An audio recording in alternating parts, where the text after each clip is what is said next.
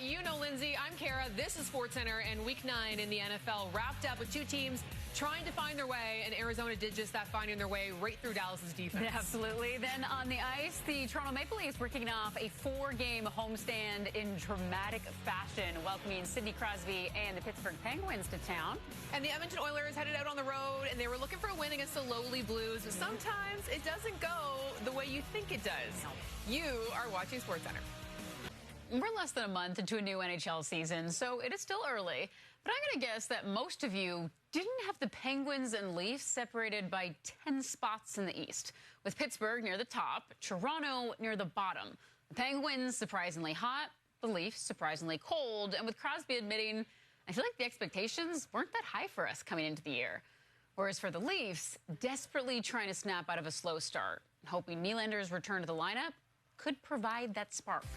All right, it's time now for our anytime picks. Thank you, right Mr. Wilson, because I got one pick, it hit, and I'm almost back atop the leaderboard. You know, sometimes don't get down in the dumps because life's going to change real fast. It's great. For you, it does. I'm still sitting around the middle of the pack here. Glenn Sheeler, yes, I feel like you got to keep an eye on him because he comes in here, he makes a pick once or twice a month. He almost always hits on his pick, and then he just shows himself out. So, very confusing.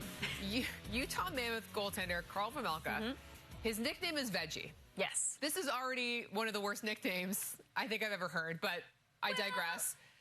Somebody thought that this social media video was a good idea. It's a ranking of vegetables. He's not quite Puka Nacua in that he just avoids vegetables altogether, but there were a few surprise veggies in here. Take a look. It's your best veggies.